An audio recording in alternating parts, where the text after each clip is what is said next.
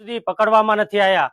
તો પોલીસ પ્રશાસન અને સરકારશ્રીને અમે ધોળકા તાલુકા કોળી પટેલ સમાજ તેમજ સમગ્ર ગુજરાતના કોળી સમાજ વતી એક જાહેર વિનંતી કરીએ છીએ કે નવનીતભાઈને જલ્દથી જલ્દ આ જે ઘટના બની છે એમાં ન્યાય મળે।